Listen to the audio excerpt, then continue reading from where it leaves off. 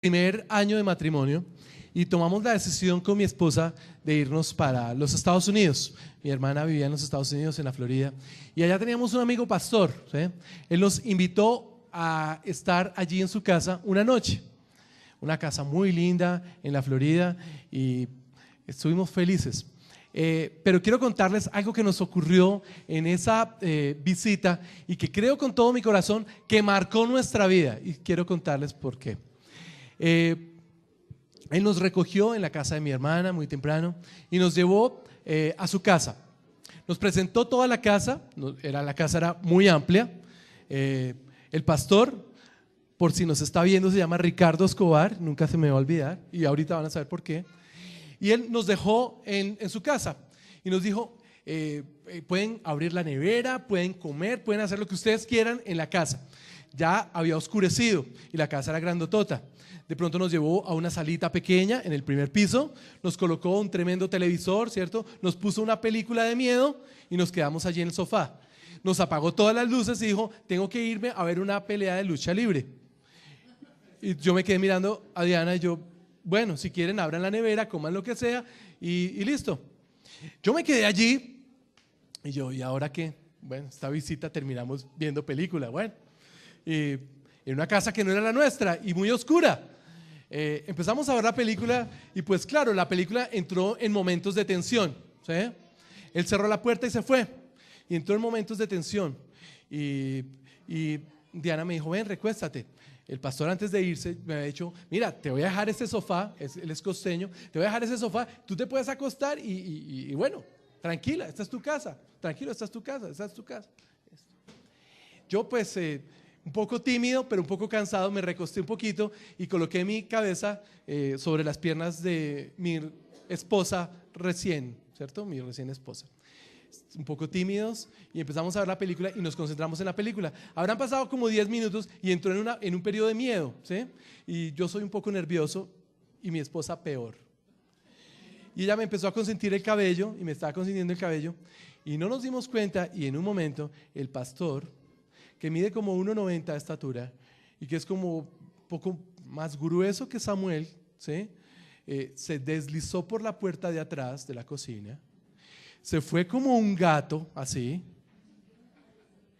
y cuando en la película, que ya ni me acuerdo cómo era la película porque yo casi acabo con el televisor, entró en un periodo de miedo y la gente llegó y gritó allá. Este hombre gritó al oído nuestro porque nos había llegado acá en la casa absolutamente oscura. Yo salté y casi me caigo del sofá, pero algo me detuvo. ¿Adivinen qué? Las manos de Diana sobre mi cabella, haciéndome este movimiento. Y mientras gritaba, yo no sabía qué era lo que pasaba, pero me estaba dando vueltas toda la casa. El pastor para ese momento estaba tirado en el piso, con la mano en su estómago, totalmente gozándome. Me levanté, yo me temblaba todo y con el cabello un poco agitado. Y me dice, ahora sí vamos a comer, ven acá. Yo, ¿cómo los iba a dejar yo aquí solo? ¿Qué les pasa? Y yo,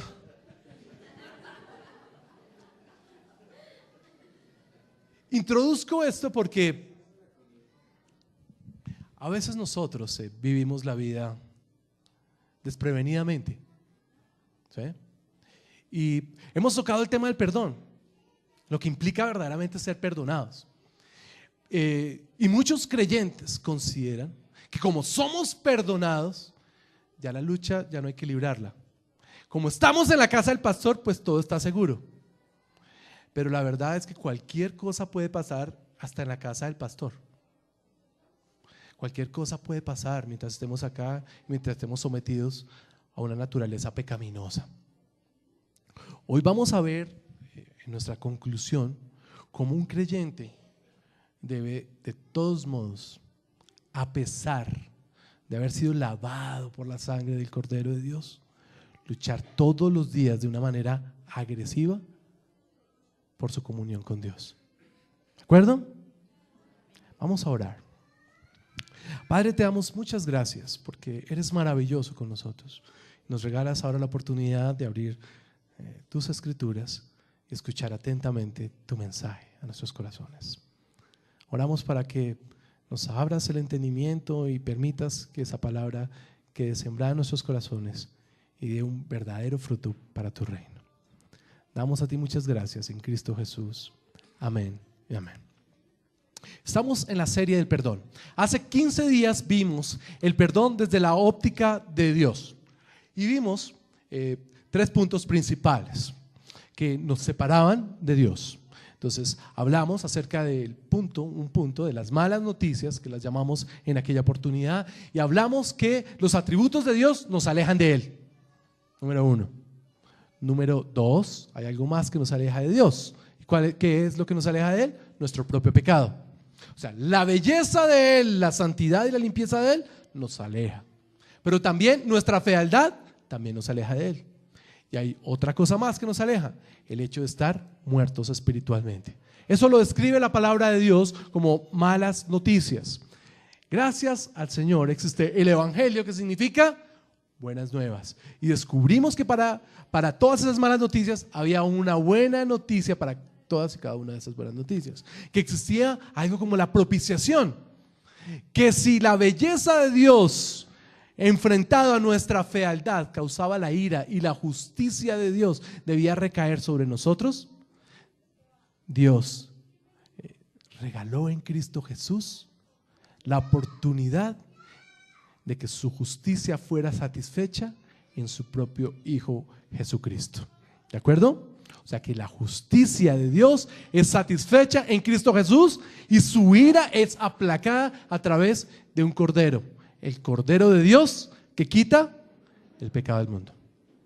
O sea que la belleza de Dios, esos atributos de Dios, esa justicia de Dios es satisfecha. Pero todavía sigue una mala noticia y es el pecado del hombre, que nos encarcela, que nos impide, que nos amarra y nos encadena y nos impide ir y acercarnos a Dios. Pero bendito sea el Señor, que nos regala algo especial que tiene que ver con liberación, y es la redención. Tenemos en Cristo un redentor, y hablábamos que cuando era redentor era un libertador, alguien que paga un precio por todos nosotros. O sea que la segunda mala noticia, ¿cierto?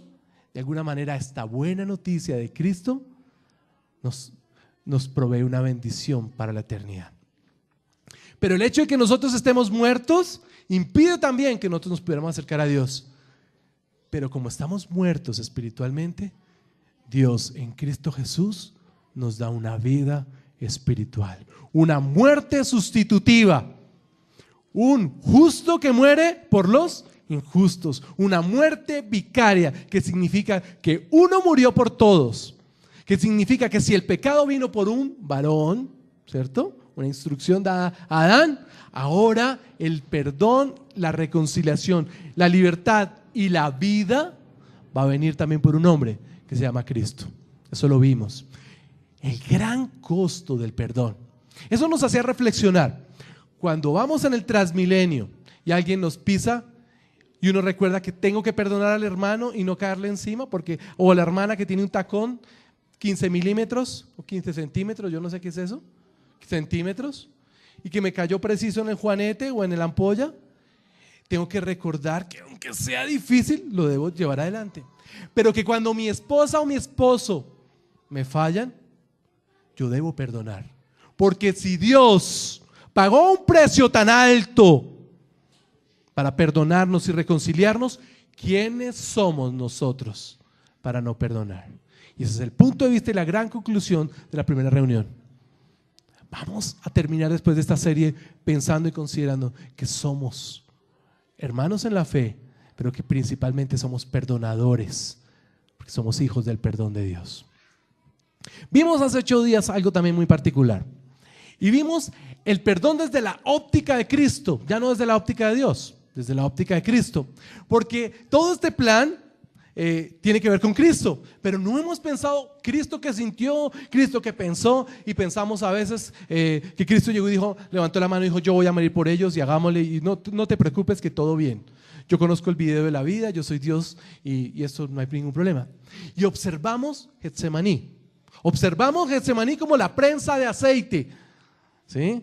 que lo aprisionó y no sacó de él aceite de olivas, sino sangre que nos lava y que nos limpia, pero que como una prensa, ¿sí? Discúlpeme la palabra, oprimiendo una oliva, así de alguna manera la muerte oprimió a Cristo Jesús hasta sacar su sangre por nosotros. Y vimos algunas cosas maravillosas, como cuáles, que Dios en ese evento, Jesús en ese evento profundo de dolor, hizo varias cosas fundamentales que nos debería enseñar a nosotros cómo vivir verdaderamente el perdón. Y descubrimos, ayúdeme iglesia, esperaría que me ayudaran. Lo primero que hizo Cristo fue ¿qué? Cuando llegó al huerto. A ver, vamos a motivar al pastor. Orar, muy bien. Es imposible perdonar fuera de la esfera divina. Nunca vamos a poder entender el perdón si lo hacemos por fuera de Dios. Perdonamos, ¿sabes qué? Con la ayuda de Dios, para que haya en el corazón tranquilidad y paz. Él buscó de Dios en el momento en el que se iba a consumar la reconciliación y el perdón. Pero luego, ¿qué hizo? Ayúdenme.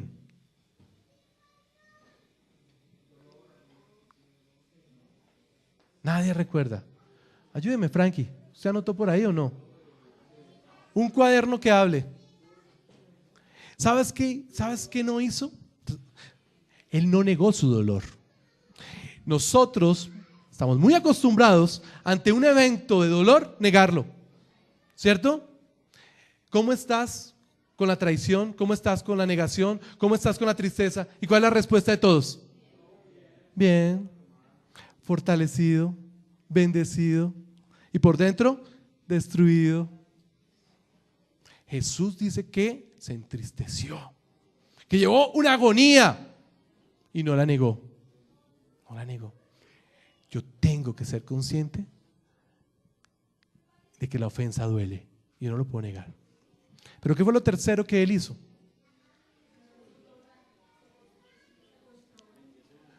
Se postró, ¿cierto? ¿Estamos o no, Frankie? O sea, rindió su voluntad a Dios. No peleó con Dios. Normalmente nosotros con la ofensa decimos: ay, pero ¿por qué esto me pasa a mí si yo soy tan bueno? Si soy tan buen hijo, si soy tan buen esposo, tan buen padre. ¿Por qué me suceden estas cosas a mí? ¿Este fue el caso de Jesús? No. Él rindió su voluntad a Dios. Si tú has permitido esto, ¿cuál es el propósito? Pasa de mí esta copa, pero que no sea mi voluntad, sino ¿cuál? La tuya. ¿Y luego qué hizo? Buscó compañía. ¿Y buscó compañía en el mundo? En personas que le pudieran brindar un apoyo espiritual. De hecho, ¿qué fue lo que él pidió? Oración, ¿cierto? Velad y orad para que no entréis en tentación. La carne es débil, ¿cierto? Necesitamos la oración, necesitamos el apoyo de una iglesia, y ese es el maravilloso invento de la iglesia. ¿Y qué más hizo? Luego, esperó a que Dios actuara en su corazón y tomara la acción que se debía. 5 pasos hermosos y maravillosos que nos hacen ver el dolor desde la óptica de Jesús del perdón y que nos motiva a nosotros a vivir el perdón de esa misma manera. Pero ya lo hemos visto desde la óptica de Dios, desde la óptica de Jesús, Dios el Padre, ¿cierto? Dios el Hijo. Hoy vamos a verlo desde la óptica Espíritu Santo, pero principalmente el Espíritu Santo actuando en el hombre, ¿sí? Mayormente, ¿qué beneficio trae el ser perdonado primero, inicialmente, inspiracionalmente por Dios? ¿Qué hace el hecho de que ahora no estemos bajo la ira y bajo la justicia divina del modo en que lo estábamos antes? ¿Sí? ¿Cuál es el primer gran beneficio? ¿Cuál es el segundo gran beneficio? ¿Sí? De ahora, aunque somos pecadores, estar liberados y perdonados. ¿Cuál es el segundo gran beneficio? Vamos a ver esos 2 beneficios y vamos a enlazarlo con nuestra lucha diaria por agradar al Señor. El primer gran beneficio que obtenemos de tener una relación con Dios en la cual hemos depositado nuestra confianza en el sacrificio de Cristo Jesús, confiando y pensando que la ira de Dios y la justicia de Dios ha sido satisfecha en el cuerpo de Cristo Jesús, es que nosotros somos declarados justos. Aquellos creyentes que estamos en este lugar y que hemos entendido lo que Cristo ha hecho por nosotros, el primer gran beneficio es que nosotros somos declarados justos. La justicia de Dios condena y castiga el pecado. La misericordia de Dios perdona y acepta al pecador. La sabiduría es armoniosamente ejercitada en ambos atributos en la persona de Cristo. O sea, está el perdón, pero también está la justicia. Está el amor, pero está la justicia. Somos declarados justos. ¿Cuántos justos hay acá? Amén. Justo López, Justo Castillo, Justo Bautista, Justo Sánchez. Somos justos, declarados justos. La definición de justicia es pronunciar, aceptar y tratar algo como justo. Es justificar, significa también es no ser deudor de la ley y tener los derechos de los que han cumplido con toda la ley. El ser hechos justos, haber sido declarados justos en Cristo Jesús, nos da la oportunidad y los derechos de aquellos que cumplen con toda la ley. ¿Quién es el único que ha cumplido con toda la ley? Jesús. Entonces podemos ver de qué manera nosotros somos verdaderamente justificados. En el caso bíblico declara el veredicto de absuelto, por lo tanto excluye toda posibilidad de condenación. ¿Cuántos dicen amén? ¿Sabes qué? Ya no estamos bajo condenación y eso debería emocionar nuestros corazones. Cuando Samuel estaba aquí cantando, cuando estaba cantando esas hermosas melodías y estaba considerando cómo era nuestra vida sin Dios, nuestra vida sin Dios era una vida de condenación. Por eso un creyente nunca puede olvidar lo que Cristo Jesús hizo en una cruz. Al habernos declarado justos, eso debería ser como un faro que ilumina nuestro camino. Esa debería ser la inspiración verdadera para ser mejores personas. ¿Sabes por qué quiero ser mejor? Porque Cristo me ha justificado y Él no me culpa de ira. Y puedo estar muy herido con el mundo y me puedo sentir muy enojado con las cosas que me pasan. Pero ¿sabes qué? Yo busco honrar a mi Señor en todo. Él no me culpa de pecado y me ha declarado justo. Entonces la justificación decide el estado legal de la persona. ¿Sabes qué? Aquí nosotros somos una iglesia de justificados. ¿Por méritos propios? ¿Por los méritos de quién? De Cristo, que fue el Cordero de Dios que quitó el pecado de este mundo. ¿Qué relación tendría la justificación con la fe? Porque Romanos capítulo 5 dice, justificados pues, ¿por qué? ¿Qué es lo que tenemos? Paz, ¿cierto? ¿Justificados por medio de qué?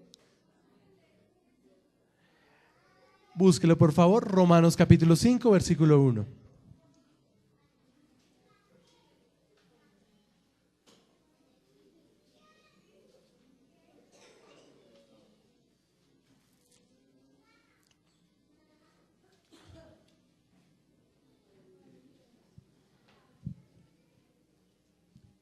Dice, justificados pues por la fe, tenemos paz con Dios por medio de nuestro Señor Jesucristo. O sea, ¿qué implica esto? Si estábamos bajo la ira de Dios y Cristo muere por nosotros, ahora nosotros a través de ser declarados justos obtenemos la paz. ¿Para con quién? Con Dios. Antes éramos enemigos de Dios. Ahora en Cristo Jesús nos convertimos en amigos de Dios. Y como enemigos teníamos un problema sin resolver. Ahora como amigos lo que tenemos es paz para con Dios. Y dice, ¿por medio de quién? De nuestro Señor Jesucristo. No puede pasar un solo día en que le demos gracias a Dios por nuestro único y suficiente mediador, que es Cristo Jesús. Pero fe se convierte en un medio instrumental por medio del cual Cristo y su justicia son apropiados. Alguien podría considerar que en la salvación el hombre contribuye de alguna manera con la fe. La verdad es que mi posición, cada cual puede tener su posición, mi posición es que en la salvación el hombre no tiene nada que aportar. Y que la fe lo único que hace es abrir las manos de un pordiosero para recibir el único tesoro que le lleva a una riqueza espiritual en Cristo Jesús. Eso es la fe. Un tesoro que se llama gracia, un regalo inmerecido que ninguno tendría aquí la capacidad ni nada por qué recibirlo, pero que la fe nos da la posibilidad de abrir los brazos y de recibirla. Ahora, la fe viene por el qué y por el oír qué. O sea que, ¿de dónde provendría esa fe? Por la palabra de Dios. ¿Y de dónde provendría exactamente? De Dios. Por eso es que el Espíritu Santo convence ¿de qué? De pecado, de justicia y de juicio. Y lo que usa es el Evangelio de Cristo para convencernos a todos nosotros. En resumidas cuentas, nosotros no aportamos nada, porque los teólogos lo llaman, ¿cierto?, el llamado eficaz. Ese llamado eficaz que nos da la oportunidad o la capacidad de abrir las manos y decirle: Señor, no tengo nada que ofrecerte, no tengo nada que darte. ¿Sabes qué? Yo te recibo a ti, porque contigo lo puedo tener todo, pero sin ti no tengo nada. Los beneficios prácticos de esta justificación es que dice que tiene paz con Dios, paz consigo mismo y paz con otros. Paz, paz. Nuestro mundo necesita paz. ¿Ustedes qué piensan? Yo creo que sí. Pero ¿sabes qué? ¿Será que nosotros nos falta algo de reflexión en la palabra de Dios para gozar de la paz que Dios ya nos ha proporcionado? Porque a veces, y estaba yo pensando, me siento y me veo tan amargo cuando puedo gozar de la paz del Señor. Y además, otro beneficio maravilloso es que me da firmeza en la gracia. Dice un versículo en Romanos 5:2, por quien también tenemos entrada por la ¿qué? A esta gracia en la cual estamos ¿qué? Firmes y nos gloriamos en la esperanza de la gloria de Dios. Firmes en la gracia. Eso no lo da el Señor. ¿Sabes qué? Para mí el morir es, para mí el vivir es, y el morir, nada puede atentar contra mi bienestar en la vida. Nada, nada, nada.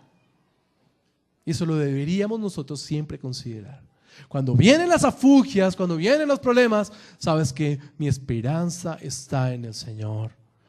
Él es mi hacedor, Él es mi libertador, Él es mi redentor, y Él como poderoso gigante está a mi lado, y eso fortalece mi fe.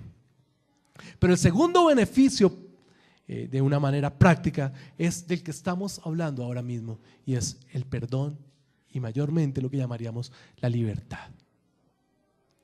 Si estábamos alejados de Dios, pero mayormente estábamos encarcelados y encadenados, porque esa es la definición de estar como pecadores en nuestra naturaleza pecaminosa, y la redención nos compra como en un mercado de esclavos. Ahora lo que Cristo hace y nos beneficia es que nos da libertad, rompe absolutamente todos los barrotes y nos libera de todas nuestras cadenas. Por eso Cristo es nuestro libertador. Amén. Ahora, la pregunta es: ¿libre para hacer lo que querramos o libre para hacer lo que debemos? Lo que debemos. La definición de perdón y de libertad tiene que ver con liberarnos de un castigo divino a causa de nuestra condición de pecado. Es la remoción completa por causa de la ofensa contra Dios.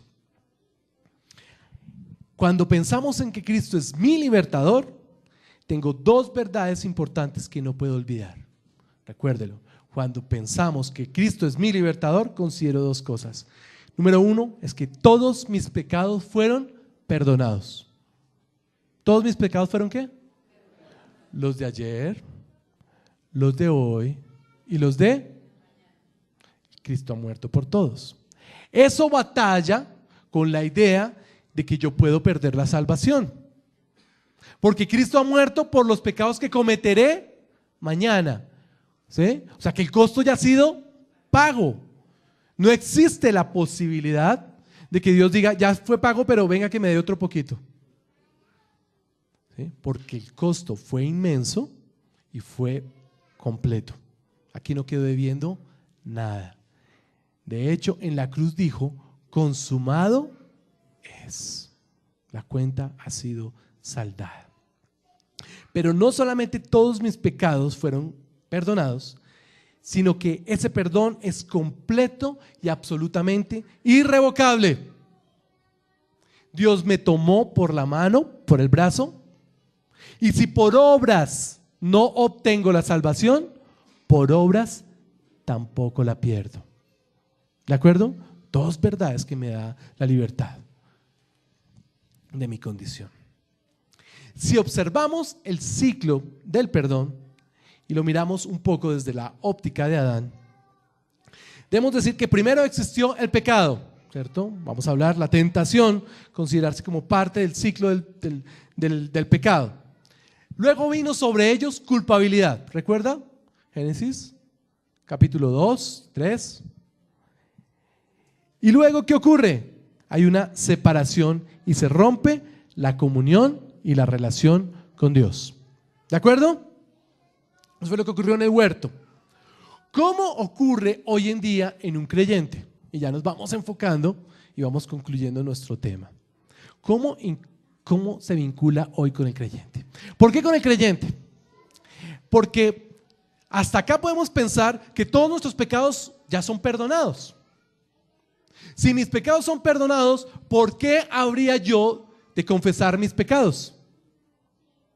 ¿Alguien recuerda algún texto que me invite a confesar mis pecados? ¿Qué sí? ¿Qué perdón? Ese texto yo no lo conocía. ¿Será que no? Todo creyente se coge de ese texto.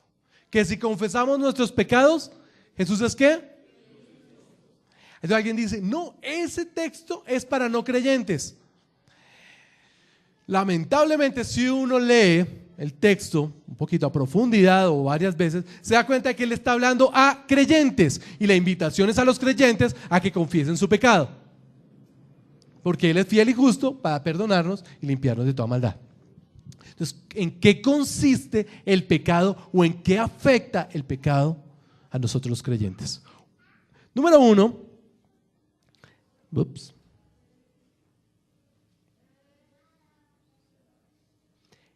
pecamos, ofendemos el carácter santo de Dios. Algunos pensamos, pero ya como Cristo murió por mis pecados, pues que abunde la gracia. Donde sobreabundó el pecado, pues que abunde la gracia, ¿cierto? Haciendo de pronto una pésima interpretación de las Sagradas Escrituras. Está hablando de que donde abundó el pecado es en la cruz de Cristo, y donde sobreabunda la gracia es allí en Cristo Jesús, en la cruz. Pecamos. La idea, lo normal sería que un creyente se sintiera bien o mal cuando peca. Eso sería lo normal, ¿sí? El Espíritu Santo se entristece, ¿cierto? Y nosotros nos sentimos mal. Pero esa tristeza sería una tristeza según Dios. Está relacionado con el perdón que Cristo nos procuró en la cruz. Esta tristeza nos debe de motivar a mirar a la cruz y considerar lo infieles que somos al considerar que Cristo ha muerto por nosotros en una cruz y nosotros lo entendemos y aún pecamos. Si ustedes lo ven, un creyente nunca debería perder de vista el sacrificio de Cristo. Y creo que muchas veces, no solamente en nuestros púlpitos, en nuestras iglesias, nos olvidamos de eso y no lo tocamos. Pero ese es el motor de la vida. Por eso evangelio significa buenas nuevas. Y luego de que nos sentimos culpables, se rompe la comunión con Dios. ¿Se rompe la relación? No. ¿Qué es lo que se rompe? La comunión. ¿Cuáles deberían ser las condiciones para experimentar el perdón de Dios? Si la persona es no creyente y no ha depositado su fe, el arrepentimiento, ¿cierto?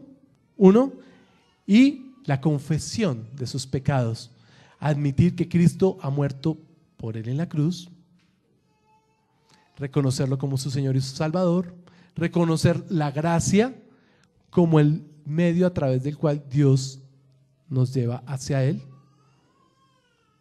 y entregarnos nuestra vida al Señor. Lo hemos hecho. Hace años lo hicimos así, seguramente, algunos. Pero para un creyente, ¿qué debería hacer? ¿Arrepentirnos? ¿Sí o no? ¿Qué piensan ustedes? Sí. ¿Confesarnos? Pero tenemos que entender qué significa arrepentirnos y qué significa confesar. Porque cuando hablamos de confesión, de pronto algunos pueden estar pensando en un sitio y con una persona. Vamos a pensar que es arrepentimiento. Arrepentimiento en su original tiene que ver con la palabra metanoeo. Meta, después, noeo, percibir. Esta palabra implica un cambio de actitud y de conducta. O sea que nosotros nos dirigimos a Dios no simplemente para contarle las cosas, sino con la firme intención de no volver a cometer ese pecado. Eso es arrepentirme. Pero ¿para qué sucede? Yo confieso. Y la palabra, en este caso, confesión significa decir lo mismo. En otras palabras, yo me pongo de acuerdo con Dios en que lo que yo hice lo ofende. Eso es confesar. Y me arrepiento de ello. ¿Cuántos desean vivir como perdonados de Dios? ¿Tan poquitos? Bueno, está bien, no hay problema. Tranquilos. No me escucharon. ¿Cuántos quieren vivir como perdonados de Dios? Amén. Esa debería ser una meta del creyente. Pero ¿qué significa vivir como un perdonado de Dios? Primera, por favor, busque la carta. Quiero que usted la lea. Quiero que usted medite en ella. Pero ahora mismo la vamos a leer. Primera carta de Juan, capítulo 1, versículo 4 al 10, que va a tocar el texto que nos estaba enseñando nuestra hermana el día de hoy, nos lo estaba recordando.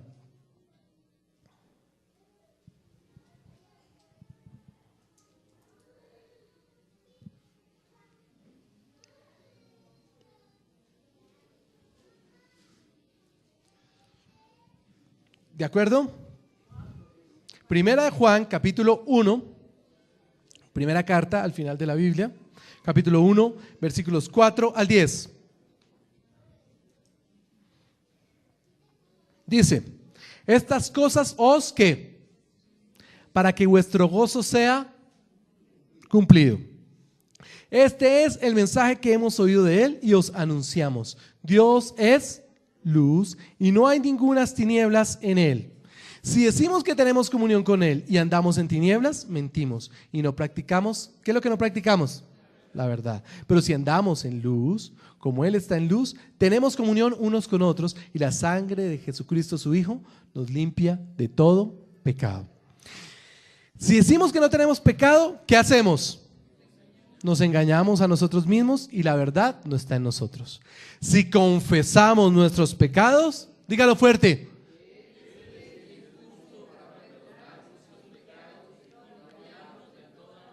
Si decimos que no hemos pecado, le hacemos a él mentiroso y su palabra no está en nosotros. Ese texto es elocuente, tiene muchísimo que estudiar, pero quiero solamente extractar las tres que van a ser las conclusiones de cómo nosotros debemos de vivir el pecado para buscar el perdón. Número uno, tenemos que decir, Cristo y Dios ya nos ha perdonado por todos nuestros pecados. Amén. Nosotros somos hijos de Dios. Nuestra relación es fuerte, tan fuerte que ningún pecado la puede romper. ¿De acuerdo? Sin embargo, hay algo que nuestro pecado sí puede romper, y es nuestra ¿qué? Comunión. Y es algo que nosotros no podemos ignorar y que muchos creyentes la ignoran. Como Cristo ya pagó por mí, todo bien, después oro. Este hermano, con este hermano tengo problemas, yo a este hermano no lo saludo. Con el otro hermano, pues tampoco. En el trabajo soy huraño, pero es que Cristo ya murió, yo no soy monedita de oro. ¿Sí? Vivimos la vida así, sin crecimiento, sin intencionalidad. Pero lo que la Biblia me dice, número uno, es que Dios es luz, no hay ningunas tinieblas en Él. Y si decimos que tenemos comunión con Él y andamos en tinieblas, mentimos y no practicamos la verdad. Primera conclusión, un creyente continuamente debe traer su comportamiento y su pecado a la luz de Dios. Si lo piensa y desde su óptica puede encontrar miles de excusas, escúcheme bien, miles de excusas para fallarle a Dios. Él solo, yo solo, el apartamento solo, tocó. ¿No? Es que soy débil. Es que Dios está trabajando conmigo, vamos poco a poco. Pero si lo traemos a la luz de la palabra de Dios, Dios me pide que yo sea santo y perfecto, como nuestro Padre lo es. Yo traigo mi pecado a la luz. Yo voy al Señor y le coloco la situación. Lo coloco contra la luz. ¿Cuál será la luz? Lámpara es a mis pies y lumbrera. No lo que me mide, escuche bien, lo que me mide no es mi óptica, ni la óptica de mi hermano. Ay, usted no es tan malo, tranquilo, no se dé tan duro. ¿Qué es lo que me guía? La palabra. Lo traigo a la luz. Si la palabra de Dios me enseña cómo honrarlo, yo miro si eso que yo estoy haciendo honra o no a Dios. O es blanco o es negro. Creyentes tibios son vomitados. ¿No? Bueno, ninguno dijo amén. Bueno, está bien. Número 2. Cuando traigo mi pecado a la luz, cuando lo superpongo con la palabra de Dios, debo entender y confesar que lo que yo he hecho está mal delante de Dios. Y cuando yo lo confieso, me pongo de acuerdo ¿con quién? Con Dios, en que eso está mal. Ahora, no es que yo tengo que esperar el tiempo de Dios. No. Esta característica de la confesión tiene que ser inmediata y específica. Señor, perdóname todo lo que hice hoy. Señor, ya me perdonó. Gloria a Dios. No. Esto de buscar identificarme con la causa de Cristo y con pensar que Cristo en esa cruz estaba muriendo por eso que yo acabo de cometer. Y desde ese punto de vista me identifico y percibo de alguna manera a través del Espíritu Santo el estupor que siente Dios por mi pecado. Por eso un creyente, un discípulo de Cristo, debe ser radical en su caminar con Dios. Y número 3, diseña un plan para evitar volver a perder su comunión con Dios. Ay, Dios mío, vengo luchando con esto hace 20 años. No está luchando. Se entregó armas hace como 19 años, 11 meses y Porque yo diseño un plan. Porque esto implica, el arrepentimiento implica darme vuelta y no volver a caer en lo mismo. ¿Sí? Aquí en la iglesia yo enseño, o pues mi énfasis, en que seamos reflexivos, en que no vivamos la vida de cualquier manera, que observemos cómo estamos viviendo la vida y el cristianismo, y en que no nos acostumbremos a vivir la vida de una manera mediocre, sino aprovechando la oportunidad todos los días que tenemos de agradar y de honrar a Dios. No vivir la vida para no perder, sino vivir la vida para agradar y para glorificar. Entonces yo diseño planes que me impliquen crecimiento, que me impliquen comunión con Dios. Yo no puedo ir a la oración y considerar que mi vida está bien si yo tengo problemas interpersonales con una persona. No, es que con esa persona no me hablo hace como 6 meses. Eso va en contra totalmente del principio bíblico. Eso es crecimiento. Eso es perdón al estilo de Dios. Traiga su vida a la luz. ¿Sabes qué pasa cuando ponemos la lámpara? Es fácil. Si usted llega y dice, uy, me voy a arreglar, se levanta a las 4 de la mañana y usted no prende ninguna luz y se va a mirar al espejo, ¿qué va a ver? Y usted sale a la calle tranquilo y el cabello está un poco afro, ¿cierto? De pronto se puso la camiseta lo de atrás adelante. No. Inténtese poner una corbata sin mirarse al espejo. Elemental, básico. Tráigalo a la luz. ¿No? Tráigalo a la luz. Inténtese afeitar sin mirar al espejo. Así sea el cabello. Hágalo sin mirarse al espejo. Y mira cómo queda. Necesitamos ir a la luz, mirar al espejo, confesar nuestro pecado, colocarnos de acuerdo con Dios y diseñar un plan para no volver a hacerlo. Hermanos del alma, los invito a vivir como perdonados de Dios. Que seamos dignos portadores del perdón de Dios donde quiera que vayamos. Dignos como papás, dignos como hijos, dignos como hermanos en la fe, dignos como empleados, dignos como jefes, dignos en todo lo que hagamos. Que cuando la persona, así sea impía o no ame al Señor, reconozca en nosotros la obra redentora y reconciliadora de Dios, de tal manera que nosotros seamos diferentes y vivamos la vida de una manera diferente. ¿Será ese un buen desafío? Esa es la manera como debemos vivir nosotros todos los días, amparados por el perdón de Dios. ¿Oramos?